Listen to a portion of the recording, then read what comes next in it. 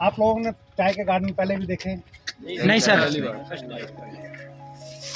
तो मुख्य तौर से जो आपको चाय बाजार में मिलती है वो करीबन दो तरीके की होती है। एक तो होती है CTC, एक होती है ऑर्थोडॉक्स। फिर आगे जो से green tea, black T, white T, long T, ये इसके आगे डिफरेंट वेरिएंट्स हैं। तो CTC का किसी को मालूम है कि CTC का मतलब क्या होता है?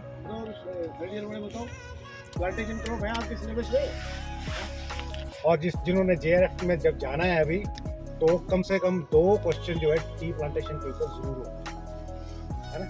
तो CTC का मतलब क्या हुआ? Cut, tier and curve.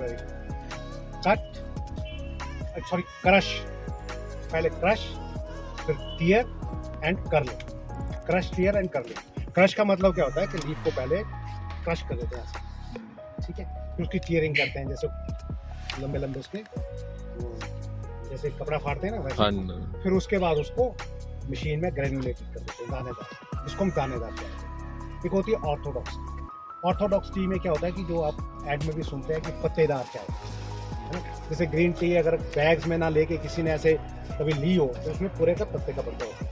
या ब्लैक टी भी आती है, जैसे दार्जिलिंग टी अगर किसी ने देखी हो तो पूरी पत्तेदार चाय होती है, तो उसको हम बोल देते हैं ऑर्थोडॉक्स, ब्लैक टी या ग्रीन टी। तो जो प्लांटेशन आपको हिमाचल प्रदेश में है या दार्जिलिंग में है या पार्ट ऑफ साउथ इंडिया पे कुछ जगह है, वहाँ पे जो है पत्तेदार चाय बनाते हैं, जिसको हम ऑर्थोडॉक्स। जैसे आपका साउथ इंडिया का मेन पार्ट है, वेस्ट बंगाल के नीचे के जो ट्राई एरियाज हैं, वहाँ पर जो है दानेदार चाय बनती है।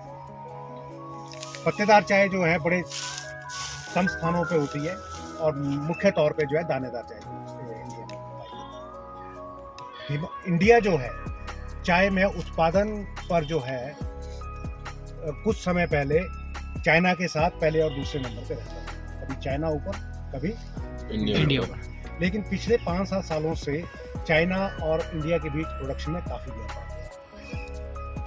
गया। तो काफ़ी सालों से जो है पिछले 5 सालों से चाइना ही नंबर 1 पे है, लेकिन और नंबर 2 पे वर्ल्ड में इंडिया है। लेकिन कंजम्पशन में ये मैं स्टूडेंट्स के लिए बोल रहा हूँ जो फाइनल या प्री फाइनल में है, कंजम्पशन पॉइंट ऑफ व्यू से इंडिया डोमेस्टिक कंजम्पशन पे, डोमेस्टिक प्रोडक्शन का नंबर 1 पे है। बोलने का मतलब कि जितनी हमारी पैदावार है उसका मैक्सिमम प्रतिशत इंडिया में ही हम कंज्यूम कर लेते हैं। जैसे चाइना का जो टोटल प्रोडक्शन है उसका वो 40% कंज्यूम करता है, 60% एक्सपोर्ट। इंडिया में जो है जो हमारी प्रोडक्शन होती है उसका 80% ही हम कंज्यूम करते हैं। समझने की बात यह है कि in production China is at number 1 and India is number 2। लेकिन डोमेस्टिक कंजम्पशन में of the total production of the country India is at number 1। उसके बावजूद भी कुछ हमारे जो ट्रेड्स टर्म्स एंड ट्रीटीज हैं उसके हमें इंपोर्ट भी करना पड़ता है एक्सपोर्ट के साथ साथ। तो आपको ये बड़ी इंपॉर्टेंट चीज याद रखनी है कि कई बार क्वेश्चन आता है कि ऐसा कौन सा प्लांटेशन प्रोडक्ट है जिसकी डोमेस्टिक कंजम्पशन वर्ल्ड में कंट्री में ही सबसे ज्यादा है, दैट इज टी। कारण कि हर आदमी चाय पीता है, ठीक है। चाइना में भी हर आदमी चाय पीता है, लेकिन वो नंबर 2 पे क्यों चले गए? क्योंकि उनकी प्रोडक्शन लेवल ज्यादा हो गई है ना, इसलिए ये स्टैटिस्टिकल डिफरेंसेस है। अब जो हम ये दानेदार चाय बनाते हैं वो बनाते हैं हम चाइना टाइप के प्लांट से। ये जो आप कुछ देख रहे हैं ये मल्टी स्टेम है, देख रहे हैं आपको, इसमें झाड़ी टाइप है और इसका पत्ता छोटा है। लेकिन जो दानेदार चाय बनती है मैं आपको बताऊंगा, ऊपर एक प्लांट उसका पत्ता चौड़ा होता है। तो ये जो छोटा पत्ता होता है ये मशीन में हम इसको अपने आप में ही ऐसे रोल कर देते हैं, और जो बड़ा पत्ता होता है उसको क्रश करते हैं और कटिंग करते हैं। जैसे CTC का मैंने आपको मतलब बताया कि crushing, tearing and curling. Orthodox में जहाँ पत्तेदार चाय बन रही है छोटे पत्ते से, चाइना टाइप से, उसमें हम क्या करते हैं कि withering, rolling, fermentation and drawing.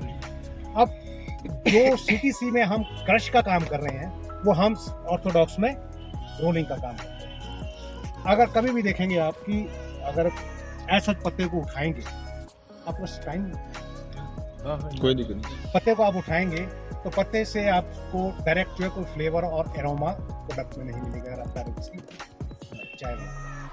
उसका कारण क्या है कि टी जो है एक uniqueness in the tea plant और tea leaf is that it contain ample amount of caffeine and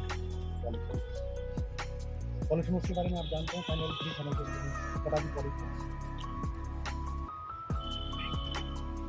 चाय के टेस्ट के लिए क्या बायोकेमिस्ट्री तो हमने समझ पड़ी है। हाँ, फिनोल ग्रुप क्या होता है? थोड़ा थोड़ा हैव ए कॉन्फिडेंस। आप गलत बोलेंगे ना, कुछ ना कुछ तो बोलेंगे। जब आप गलत काम करेंगे तभी आपको करेक्ट किया जाएगा। जब हम कुछ करेंगे ही नहीं तो फिर करेक्ट कौन करेगा? एग्जामिनेशन डजंट मीन कि आपको फेल और पास करना है।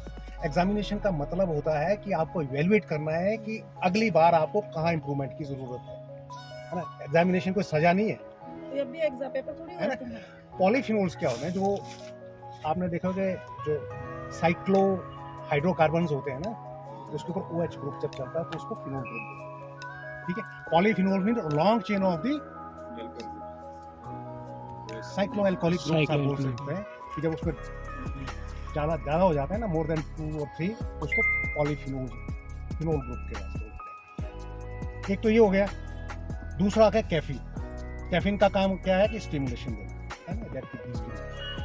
अब ये दो जो कंपाउंड्स हैं, बायोकेमिकल कंपाउंड्स हैं, that make the T unique and different from the plants available in the universe. क्योंकि हर प्लांट का एक पर्पस है इस धरती के ऊपर। वही मिट्टी, वही जलवायु, वही वातावरण, वही हर चीज़ वही है, लेकिन इस पौधे पे चाय लग रही है, यहाँ मक्की का बीज डालेंगे तो मक्की लगेगी।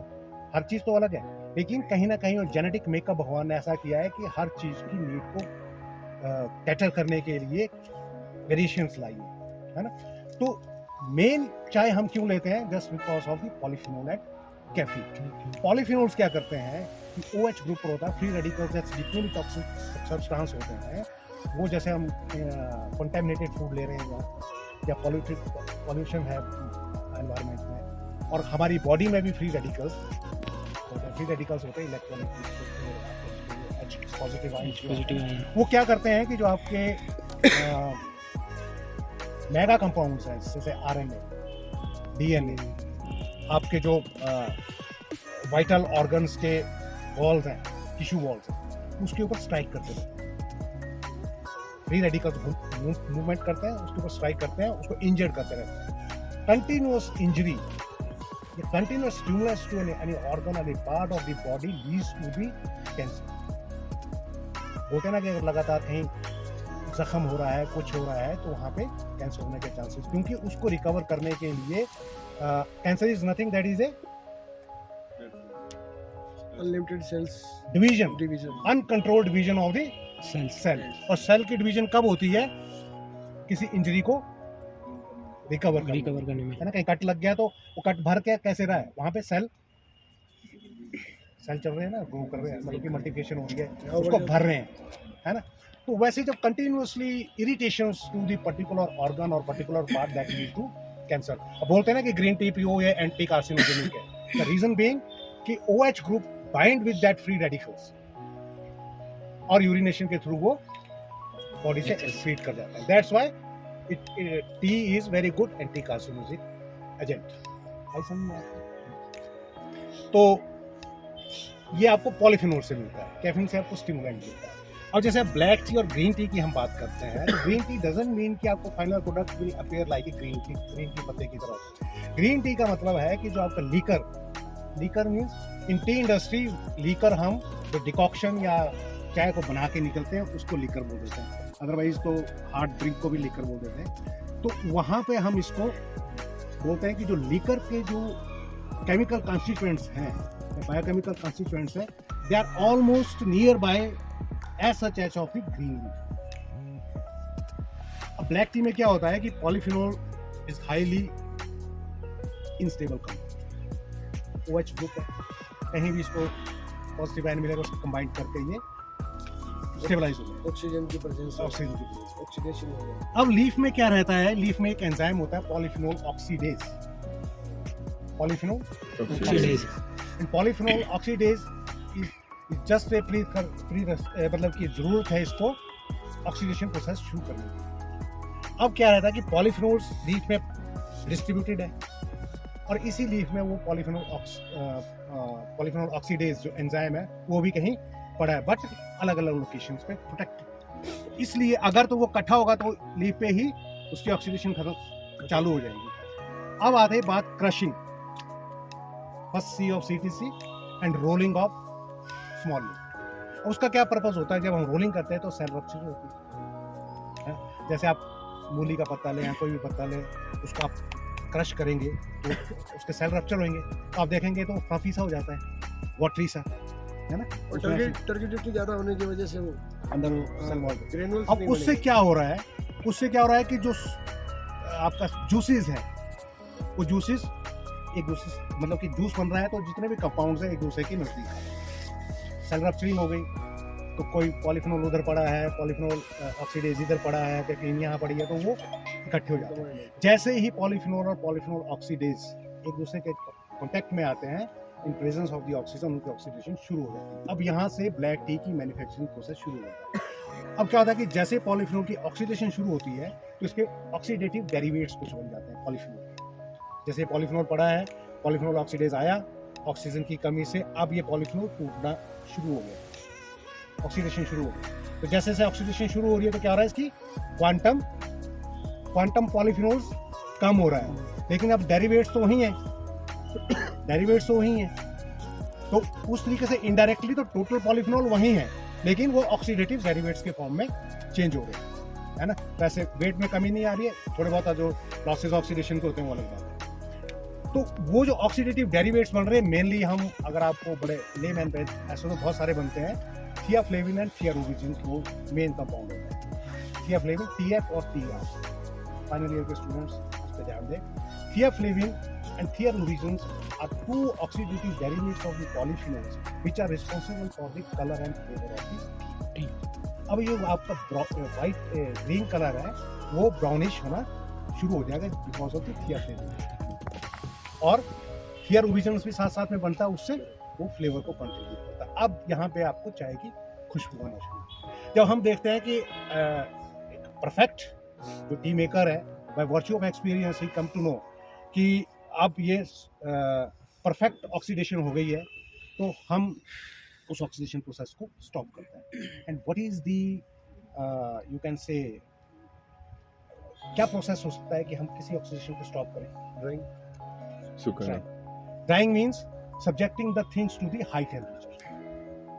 अब ये ऑक्सीडेशन क्या है? This is a biochemical reaction. Oxidation is a biochemical reaction जो एक एंजाइम्स के द्वारा हो रही है। अब जब हमने कोई भी बायोकेमिकल रिएक्शन रोकनी है, the basic things that we have to inactivate the enzyme, and at high temperature enzyme, what are the enzyme?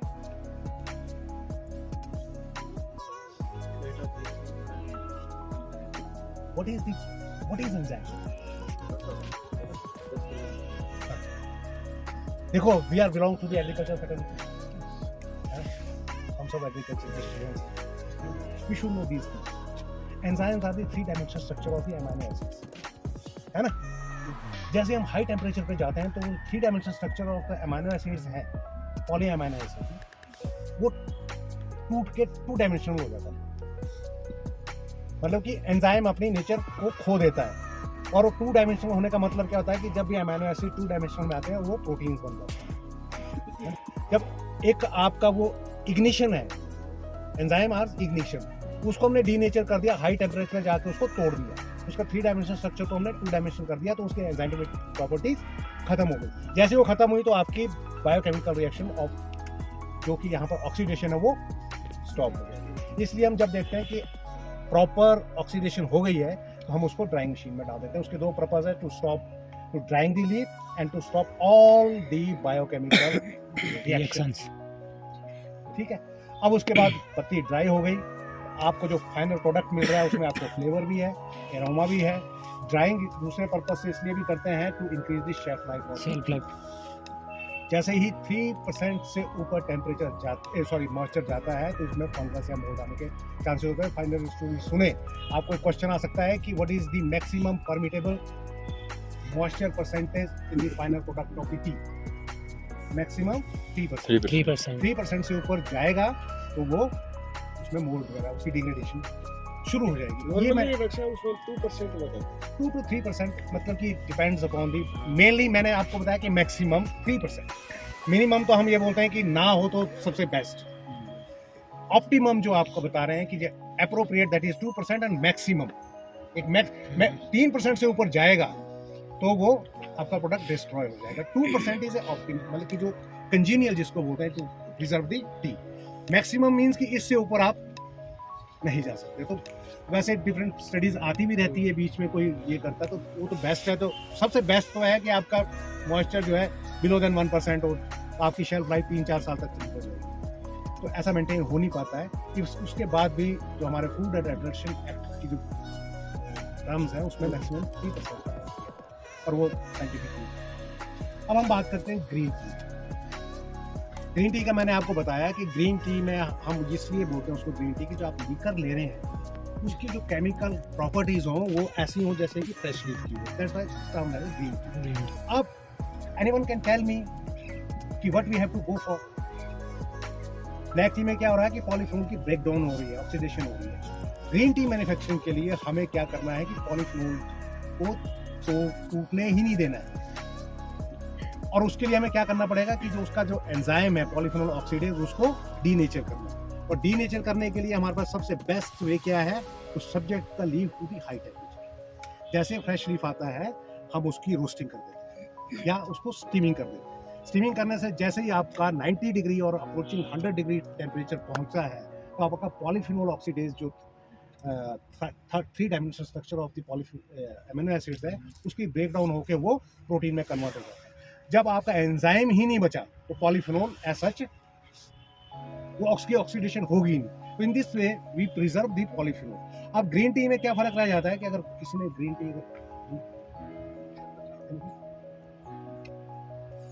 T में और ब्लैक टी में एक फर्क रह जाता है कि अगर आप ब्लैक टी लेंगे तो उसमें आपको एम्बर कलर आएगा, अगर दूध नहीं डाल रहे फ्लेवर भी आएगी और ब्रिस्कनेस भी आएगी।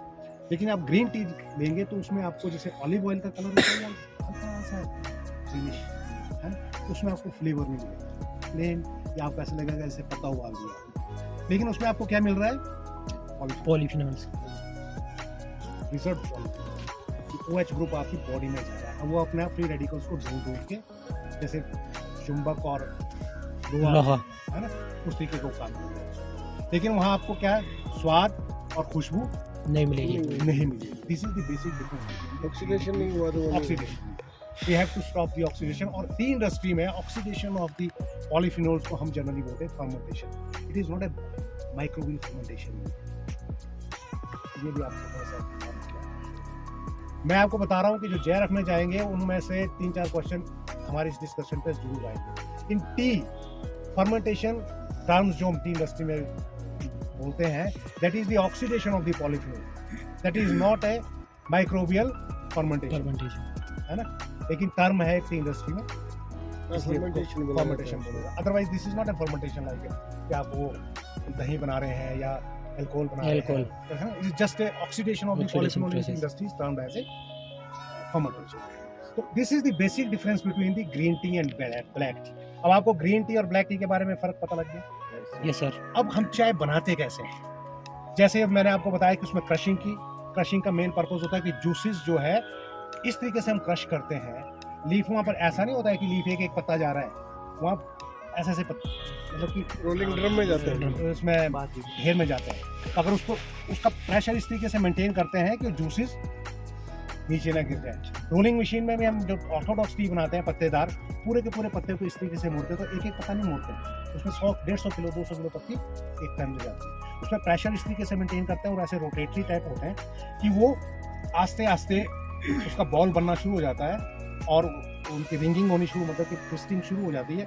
इस तरीके से ट्विस्टिंग करते हैं कि जो उसके जूसेस हैं वो सरफेस पे आ जाए, on the surface of the leaf, drop down ना हो जाए। अगर ड्रॉप डाउन हो गए तो आपके वो पॉलीफिनोल और कैफीन तो गए, तो वो सरफेस पे आ जाते हैं। सरफेस पे आने के बाद वही पर्पस रोलिंग का और क्रशिंग का होता है, और टीयरिंग और कर्लिंग का उसको शेप देने का होता है। तो जब वो आ जाता है तो फिर उसके रोलिंग और क्रशिंग के बाद और टीयरिंग के बाद उसको फ्लोर पे डाल देते हैं। फ्लोर पे नेचुरल ऑक्सीजन के साथ ह्यूमिडिटी मेंटेन करते हैं हम अप टू 90%, 70-90% उस रूम की, ताकि टेम्परेचर 25 डिग्री से अब ना जाए। अगेन अगर फर्मेंटेशन में या ऑक्सीडेशन में टेम्परेचर उस रूम का जहाँ फर्मेंटेशन करें 25 डिग्री से ऊपर जाएगा तो आपकी फर्मेंटेशन स्लो डाउन हो जाएगी, क्योंकि एंजाइम की ब्रेक डाउन होना शुरू हो जाएगी। तो it is importance of the enzyme in T industry, not enzyme के हम बाहर से डाल रहे हैं जो ऑलरेडी सिस्टम में इसके पास है। तो उसके बाद ड्राइंग चलेगी। ड्राइंग में मैंने आपको बताया। अब चाय जो हम बनाते हैं जनरली क्या करते हैं कि पत्ती डाली तो पानी उबाल के उसको दूध डाल। अदरवाइज जो टी की मैन्युफैक्चरिंग होती है वो इस तरीके से होती है कि जो हमें रिक्वायर्ड कंपाउंड या required things for the T जो है वो हमारे सरफेस पे होते हैं, जो फ्रेश। जैसे आप ड्राइंग जो आपके घर में वॉशिंग मशीन होती है ना, वो सेमी ऑटोमेटिक टाइप, जिसमें वो धोने वाला अलग और सुखाने वाला अलग होता है। उसमें जब आप कपड़ा निकालते हैं तो वो पूरी तरीके से तो सूखा नहीं होता है, लेकिन गीला तो होता ही है, धूप में तो डालना ही पड़ता है। आप उसको निचोड़ेंगे तो उससे नमी तो उसमें है, लेकिन इतनी नमी नहीं है कि वो पत्ता वो ड्रॉप नीचे गिर जाए। उसी तरीके से हम यहाँ पर ऐसा प्रोसेस करते हैं कि जब रोलिंग करते हैं तो उसकी विदरिंग कर देते हैं, थोड़ा सा उसका मॉइस्चर कम कर देते हैं, ताकि वो थोड़ा सा नरम हो जाए। नरम होने के साथ उसमें मॉइस्चर इतना रह जाए कि जब उसकी रोलिंग की तो वो ड्रॉप डाउन ना हो। लेकिन रोलिंग के दौरान वो सब्सटेंस उसके ऊपर आ गए हैं, इसलिए जब भी चाय हम बोलते हैं तो don't go for the decoction, काढ़ू बनाने की जरूरत नहीं है। जस्ट दूध दीजिए, पानी उबाला आपने, उसमें आप पत्ती डालिए, एक उबाला दीजिए, जो आपको चाय में चाहिए। टी में जो है 3 to 4-5% कैफीन है और 15 से 22% पॉलीफिनोल्स। Very good. तो आपको मैंने बताया कि दानेदार चाय, पत्तेदार चाय, green tea. White T is nothing. White T का नाम सुना है किसी ने? व्हाइट टी आजकल चलती है कि जो बड पोर्शन होता है, बड पोर्शन को जब हम तोड़ते हैं उसको ड्राई करते हैं तो उससे जो चाय बनती है सिर्फ बड की, उसको बोलते हैं व्हाइट टी। अब उसको व्हाइट टी इसलिए बोल देते हैं कि आपने देखा होगा कि जब पत्ता खुलता नहीं है तो उसके ऊपर प्यूबेसेंस होती है, सिंपली छोटी सी हेयर्स होते हैं। जैसे आपने आड़ू खाया कभी, तो आड़ू के ऊपर होते हैं बहुत सारे फ्रूट्स हैं जिसके ऊपर प्यूबेसेंस होते हैं, लीव्स के ऊपर। तो जब वो ड्राई हो जाती है बड, तो वो सिल्वर कलर में दिखती है, इसलिए उसको व्हाइट टी बोलते हैं। सेकंड इंपॉर्टेंट थिंग जो आपको चाय के बारे में मैं बताना चाहता हूँ कि जो चाय जो बनती है वो हमारी जो टू लीफ एंड बड, मतलब की जो नई ग्रोथ होती है, उसी से है चाय बेस्ट क्वालिटी। टू बड की सबसे ज्यादा बेस्ट, उसके बाद leaf, 2 leaf and bud, 3 leaf and bud, उसके बाद जो 4 लीफ बड के बाद चाय नहीं बनती। रीजन भी जो मैंने आपको बताया कि we are taking tea for 2 main compound, that is caffeine and polyphenol. Polyphenol is water soluble. ये इतना सॉल्युबल हो जाता है बरसातों में लीफ बढ़ने के साथ कि पानी के साथ बारिश होने के साथ साथ भी ऐसी रिपोर्टिंग है कि इसकी ब्लीचिंग हो जाती है, सॉल्युबल इतना ज़्यादा। तो जैसे जैसे लीफ की एज बढ़ती है, जैसे जैसे लीफ की एज बढ़ती है उसका सरफेस एरिया बढ़ता है, उसका ड्राई मास बढ़ता है, लेकिन पॉलीफिनोल कंटेंट्स जो है वो with the passage of with the progression of the age of the leaf वो पर यूनिट बाय वेट वो कम हो जाता है। मेरे बोलने का मतलब है कि अगर 1 चम्मच चीनी का आपने ग्लास में डाल दिया और किसी को शुगर है, वो बोलते बड़ी भरी चीनी डाल दी आपने, तो वो क्या करेगा कि उसको डाइल्यूट करके उसमें ग्लास और पानी का डाल देगा। ठीक है, अब वो पहले 1 कप में थी, अब वो 2 कप में हुई। मीठा तो कम हो गया, लेकिन उसने पिए दोनों कप, तो लेकिन चीनी तो पेट में पूरा 1 ही चम्मच गया ना। ठीक है, तो वही मैं आपको बता रहा हूँ कि बड में जितना पॉलीफिनोल होता है वही पॉलीफिनोल एज बढ़ने के साथ साथ वो डाइल्यूट होता है।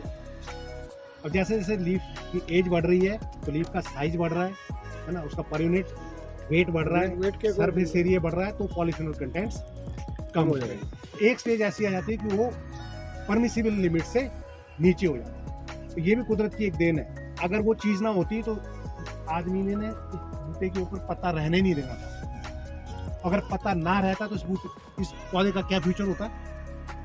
उजड़ कट जाते हैं, लीफ नहीं रहेगी पत्ते पे तो क्या होगा? जल जाएगा। ये इस धरती से गायब भी हो जाता है। Reason being photosynthesis. ये बॉडी में इतना पॉलीफिनॉल इतना मैंने आपको बताया कि 15 से 22% तो एक बॉडी में बाय वेट। एक बर्ड आपका 0.001 ग्राम होता है। You can calculate. एक कप चाय में आप एक जो चम्मच डालते हैं उसमें 1 से 1.5 ग्राम पत्ती आती है।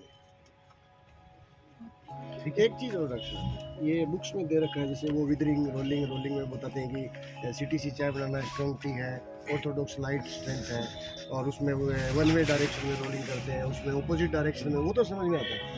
इसकी जो ये प्रूनिंग वगैरह जो करते हैं कटिंग, इसमें बंजी लीव्स और ये मदर लीव, ये हम Exactly. सामने खड़े हैं इसलिए तो जानना चाहेंगे कौन कौन मैं आपको वैसे समझाता हूँ। देखो बुक्स अपने हिसाब से चलती है, हाँ ठीक है।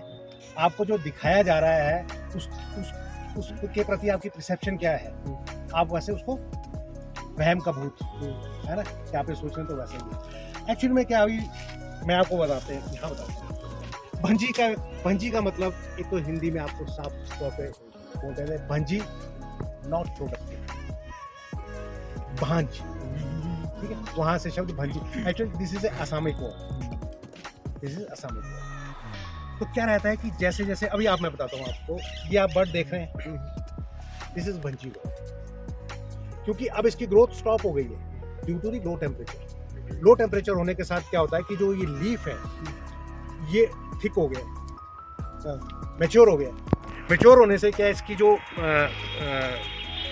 थोड़ी फिश शेप आ गई है, इसकी थोड़ा सा साइड से बड़ा हो गया है, ऐसे को हो गया, इसको हम भंजी लीफ कहते हैं। भंजी लीफ का मतलब है कि ये बर्ड भंजी हो गया, ये नेक्स्ट बर्ड को स्टिमुलेट नहीं करेगा। जब पत्ते को हम तोड़ते नहीं है, 2 लीफ बर्ड या 3 लीफ तक हम तोड़ते नहीं है, उसके बाद जो नीचे के पत्ते हैं वो नेचुरली तरीके से with the process of the time वो मैच्योर हो जाते हैं। जो मैच्योर पत्ता है तो उसको भंजी लीफ बोलते हैं। इस वक्त जितना भी आप लीफ देख रहे हैं उसके ऊपर दैट इज होल भंजी। आई समझ में आया? अब जब जैसे ही इसका वो सीजन शुरू होगा तो ये नई बर्ड ब्रेक शुरू होंगी, 2 लीफ 3 लीफ वो आना शुरू होगा, उसको हम बोलते हैं प्रोडक्टिव पार्ट ऑफ दी। अगर उसको हम तोड़ते नहीं है, उसको तोड़ा नहीं है हमने, तोड़ने के बाद उसने ऊपर से एक और बर्ड दी, उसमें लीफ खुला, जो नीचे जो रह जाएगा चौथा लीफ वो मैच्योर हो जाएगा, उस मैच्योर लीफ को हम बोलेंगे भंजी लीफ। जैसे इस वक्त आप देख रहे हैं ये सब भंजी लीफ। और मदर लीफ से हाँ ये मैच्योर है सर। हाँ जी, ये जो आपके जो नीचे के लीफ है, जो प्लकिंग टेबल से जो भंजी लीफ की जो नीचे के मेंटेनेंस लीफ चलेंगे उसको आप मदर लीफ बोलते। अब आप प्रूनिंग की हम बात करते हैं, ये मदर लीफ, मेंटेनेंस लीफ भी बोल देते हैं, मदर लीफ। फोटोसिंथेसिस कर रहे थे। हाँ, Bird- अगर ये bird- इसको मेंटेन ना किया जाए तो प्लांट तो खत्म हो जाएगा। इसलिए भगवान ने देखो कैसा रखा है कि जैसे जैसे एज बढ़ती जाएगी तो आपके वो पत्ती बनाने लायक नहीं रहेगी। अगर इससे भी चाय बन रही होती तो इसको तो नोच के ले जाते। बुजुर्ग की तरह हो जाएगी, अनुभव तो है लेकिन काम नहीं कर काम रही है। नहीं, ये काम कर रही है, ये इस वक्त इस प्लांट को मेंटेन कर रही है। रेस्पिरेशन, सांस लेना है तो इसी से लेना है ना, फोटोसिंथेसिस करनी है इसी से करनी है। और सबसे बड़ी बात ये है कि यही इसका हमारे लिए कमर्शियल पोर्शन भी है। तो अगर ये ऐसा ना होता तो हमने छोड़ना था। आदमी तो मतलब कि किसी का भी दोहन कर सकता है, तो इसलिए ही इसको यहाँ छोड़ देते हैं। बहुत सारे लोग बोलते हैं कि जब पत्ती की ही चाय बननी है तो ये क्यों छोड़ी हुई है। तो ये है, इसमें आप देखेंगे कि ये जो प्लांटेशन है ये कम से कम 150 साल पुरानी है। 150 साल पुरानी। आप एक बार चाय का प्लांट लगाते हैं तो कम से 150 से 200 साल तक चलता है। आप देखेंगे कि ये क्यों है ऐसा, कि ऊपर क्यों नहीं गया, इसकी हम प्रूनिंग करके मेंटेन करते हैं। 16 साल के बाद इसको हम ग्राउंड से काट देते हैं, जिसको डेंथर या रिजुविनेशन प्रूनिंग भी बोलते हैं। फिर उसके बाद हम हर 4 साल के बाद इसको मीडियम प्रूनिंग जिसको बोलते हैं वो हम 24 इंच पे जाके ये देख रहे हैं आप यहाँ करते हैं, ठीक है। उसके बाद हम इसको प्लगिंग टेबल पे लाते हैं 36 इंच पे।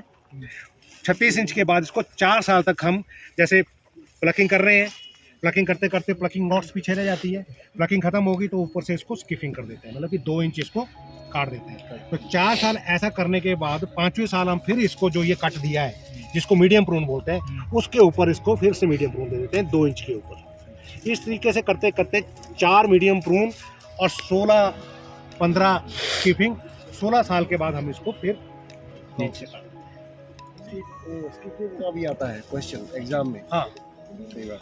स्किपिंग आपका जब प्लकिंग सीजन ओवर हो जाता है, कंटिन्यूस हर हफ्ते या 10 दिन के इंटरवल पे पत्ती टूटती है। जब पत्ती टूटती है तो आप देखेंगे कि जब टूटेगी तो पीछे से नॉट्स और स्टॉक पीछे रह जाता है। तो एंड ऑफ द सीजन पे ये जाला सा बन जाता है ऊपर, इसको प्रोफीड्स भी बोलते हैं।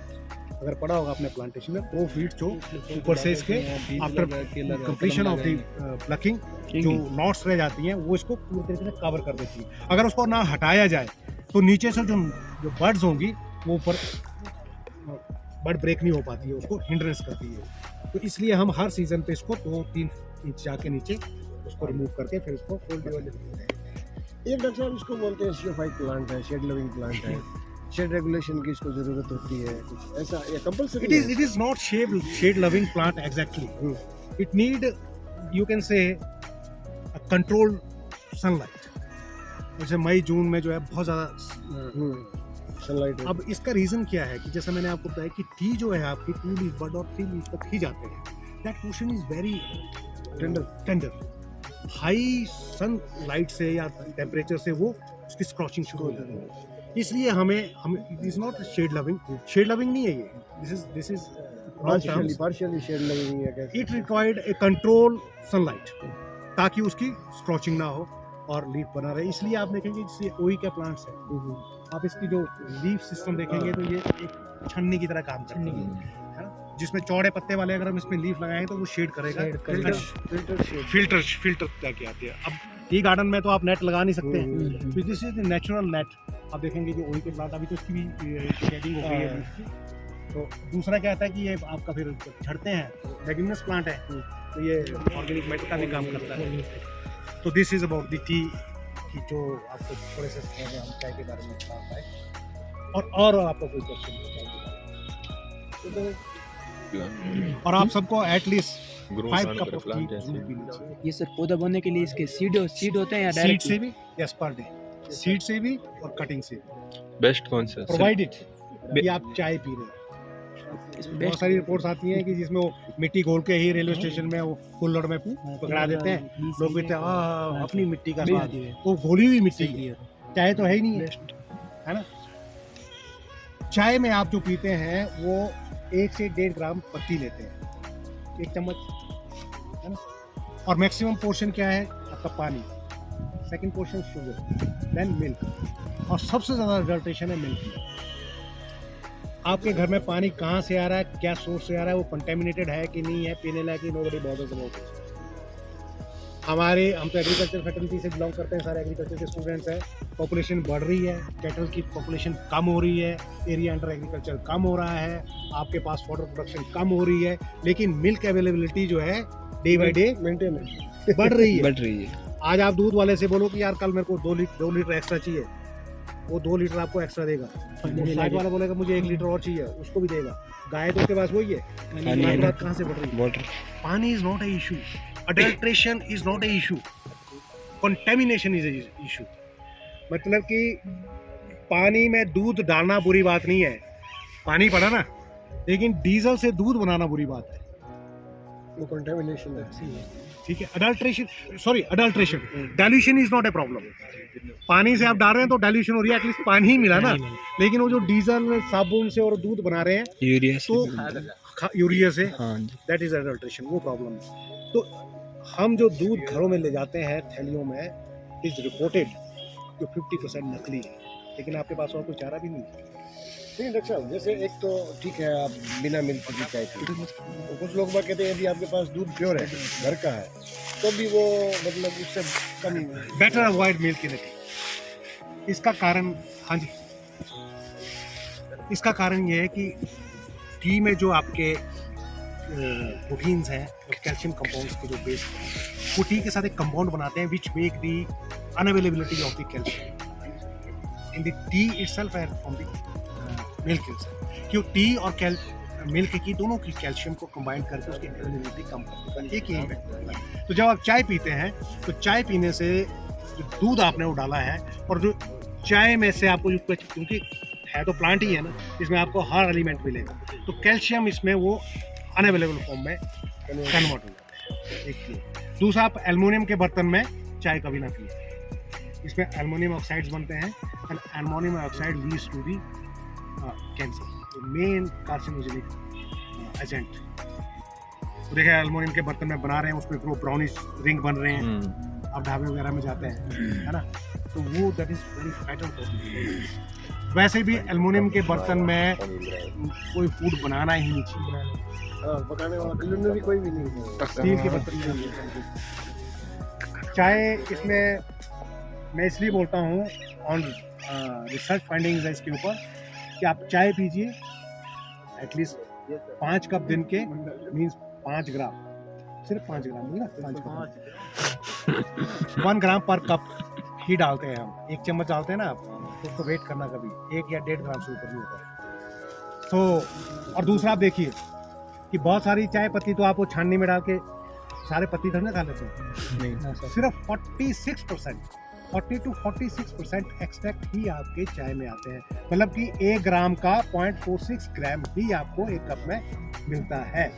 अगर आप पैरासीटामोल की गोली, बुखार की गोली खाते हैं ना अगर, तो उसमें आपने कभी देखना रैपर में नीचे हल्का से लिखा था कि 0.01% कैफीन, इतनी कैफीन आपको एक चाय के कप में मिल जाती है नेचुरल।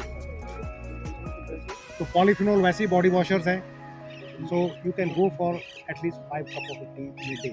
और जो स्मोकर्स हैं, आप तो नहीं होंगे, मैं ये मान के चलता हूँ, सब स्टूडेंट्स हैं, उनके लिए तो और ज़्यादा इम्पोर्टेंट है चाय आपका धोबी का काम करती है। इरिगेशन यहाँ तो रेन फेड ही है, अदरवाइज जब आप जाएंगे जैसे साउथ इंडिया वगैरह की जाएंगे तो हम लोगों ने इरिगेशन की थी। और चाय जो है, चाय की खेती हमेशा हाई रेनफॉल एरियाज पे होती है, और हाई रेनफॉल एरिया की सॉइल की प्रॉपर्टी होती है कि वो क्या होती है, पीएच होता है, कैल्शियम क्रॉप पता है, एसिडिक हाई रेनफॉल एरिया, तो इसको रेनफॉल बहुत ज़्यादा चाहिए, स्लोपी लैंड चाहिए, ताकि पानी तो हो लेकिन वो स्टैग्नेशन ना हो। स्टैग्नेशन होगी तो इसकी जड़ें सड़ जाएगी। टी की जो लाइफ मैंने बताई आपको 150, 200, 300 साल है, just because of its robust root system, deep root system. अगर इसमें पानी चाहिए लेकिन अगर वाटर लॉगिंग होगी तो इसकी सारी जान तो नीचे है ना, तो वो सड़ जाएंगी। तो इसलिए आप जहाँ भी चाय के गार्डन देखेंगे वो आपको स्लोपी लैंड देंगे। सर ये कंपटीशन निकलती है इनसे पेड़ यहाँ पे, तो देखिए कंपटीशन तो किसी न किसी फॉर्म में करती ही है, लेकिन एक सिम्बायोटिक कंपटीशन भी होता है। नहीं सर, इतनी सिम्बायोटिक है मींस तो दोनों को लाभ, दोनों तो लाभ ये है है। आपका लेग्यूमिनस प्लांट, हाँ ये नाइट्रोजन फिक्सेशन में भी काम करता है। हाँ जी। दूसरा, हमें मई जून में जो है कंट्रोल्ड या कि छनी हुई सनलाइट चाहिए, तो इसके जो पत्ते हैं सिरेटेड टाइप के, आप देखें छोटे पत्ते होते हैं, ऐसा बड़ा लीफ होता है ना, हमने बॉटनी में पढ़ा होगा, तो पिनेटेड टूट के तो छन्नी की तरह काम करते हैं कि कंट्रोल्ड लाइट, क्योंकि आपका कोमल सा पत्ता तो है जिससे चाय बननी है, उसको एकदम एक्सपोज्ड हाई टेम्परेचर पे लाइट सनलाइट पे होगा तो वो उसकी स्क्रॉचिंग हो जाएगी। तो दूसरा क्या, जब इसकी शेडिंग होगी तो ये छोटे छोटे दाने के रूप में नीचे गिरते हैं, आप यहाँ देखेंगे ये पत्ते गिरे हुए हैं, तो ये मल्ची का काम भी करते हैं और आप सॉइल को भी ऑर्गेनिक मैटर।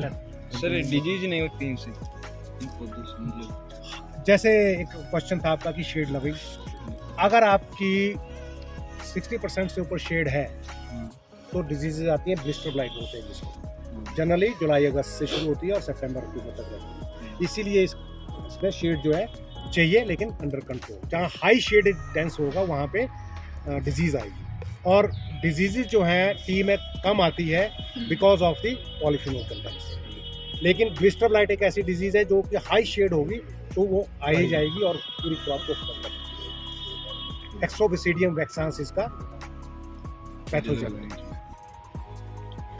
तो ये है। और आपका कोई क्वेश्चन? एक सर नया प्लांट लगाते हुए कितने समय बाद में प्रोडक्शन देना शुरू करता है? 3 साल के बाद फ्रेम बननी शुरू होती है और 5वें साल जो है आप फुल प्रोडक्शन होती है। उसमें क्या होता है कि आप देख रहे हैं झाड़ी टाइप बनाई है, अदरवाइज ऐसा ये झाड़ी इसका करेक्टर नहीं है, ये सिंगल स्टैम्पर भी ऊपर चला जाता है। तो इसको हम जब कटिंग करते हैं तो लेटरल ब्रांचेस खुलती हैं, फिर उसकी प्राइमरी सेकेंडरी करते करते हम इसको इस स्टेज पे लाते हैं।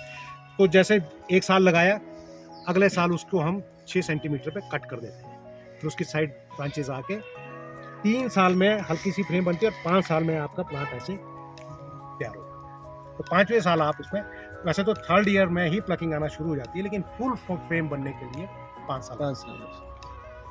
और दूसरे इसमें जो नाइट्रोजन सोर्स यूज करते हैं that is ammonium sulphate, not urea, और केन नहीं करते हैं। तो बता सकता है क्यों?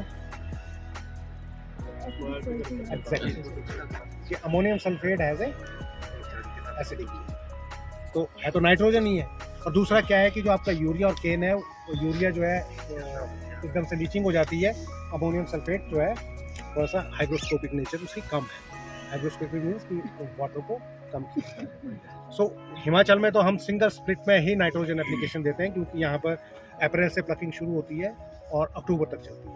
लेकिन अगर आप साउथ इंडिया की बात करें, जहाँ टेम्परेचर जो है 15 डिग्री से ऊपर ही रहता है, वहाँ पे थ्रू आउट ईयर प्लकिंग चलती रहती है, तो वो 3 स्प्लिट्स में ही नाइट्रोजन देते हैं। हमारे यहाँ नाइट्रोजन की एप्लीकेशन है 90 kg पर हेक्टेयर, और साउथ इंडिया में और उन एरिया में जहाँ पे कंटिन्यूस प्लकिंग चलती है थ्रू आउट ईयर, वहाँ पर 300 to 350 kg nitrogen per hectare, और दैट इज इन स्प्लिट्स, जो 3 स्प्लिट्स में जाते हैं। जैसे कि अभी आज डाल दिया, फिर 3 महीने बाद डाल दिया, फिर 3 महीने, हम वन टाइम नहीं डालते हैं। तो ये है भाई साहब 2 tier 3 tier कल्टीवेशन, वो किस टाइप है? वो क्या है कि उसको हम बोलते हैं स्पेसिंग के ऊपर। स्पेसिंग के ऊपर, जैसे ये आपका जब हम प्लांटेशन करते हैं, वैसे इसकी जो प्लांट किसी ने पूछा नहीं, जनरली जो टी प्लांटेशन जो हम करते हैं, ये करते हैं 1 मीटर इंटू 1 मीटर, इसको हम सिंगल टीयर। जब हम डबल टीयर की बात करते हैं तो क्या करते हैं कि 2 बुशेस को साथ कर देते हैं और बीच में काफ़ी गैप छोड़ देते हैं, फिर 2 बुशेस को साथ में कर देते हैं। वो हमें जब मैकेनाइजेशन की तरफ जाना है, जैसे मशीन से प्लकिंग करनी है, मशीनीकरण करना है उसको चलने के लिए, तो उससे हम जिसको हाई डेंसिटी प्लांटेशन भी बोलते हैं। जैसे आप देख रहे हैं कि यहाँ एक बुश है ये, अब उसमें क्या करेंगे हम कि ये रास्ता इन 2 बुश के बीच है, ये रास्ता इस 2 बुश के बीच है, इस रास्ते को ख़त्म कर देंगे और इन दोनों बुश को साथ ले आएंगे, और इसका रास्ता थोड़ा वहाँ कंपनसेट करके उसको थोड़ा सा बड़ा कर वहाँ चौड़ाई बढ़ा देंगे, तो उसको हम डबल टियर हो गया। हो गया। तो उससे एक नंबर ऑफ प्लांटेशन भी बढ़ जाता है और बीच में आपको स्पेस भी मिल जाता है। तो स्पेसिफिकली तब हम करते हैं जब हमें मैकेनाइजेशन की तरफ जाना है, जैसे प्लकिंग आपने मशीन से करनी है, प्रूनिंग आपने मशीन से करनी है, और उससे उसको डबल हेज सिस्टम या सिंगल हेज सिस्टम, जैसे ये सिंगल हेज सिस्टम है, उसमें क्या होगा कि 2 प्लांट्स आपके मिलके एक हेज बनाएंगे। जैसे ये सिंगल प्लांट हेज है, ये सिंगल हेज है, उसमें डबल हेज सिस्टम में, जिसको आप डबल टियर बोल रहे हैं, उसमें 2 प्लांट मिलके एक हेज बनाएंगे। तो वो 2 प्लांट नज़दीक लगेंगे और जो हेज बनेगी उस हेज और दूसरी हेज के बीच में गैप ज़्यादा होगा। तो उसमें क्या करते हैं हम कि जैसे यहाँ मैंने आपको बताया कि 1 मीटर इंटू 1 मीटर डिस्टेंस पे हम प्लांटेशन करते हैं, इसको स्केयर सिस्टम बोल देते हैं।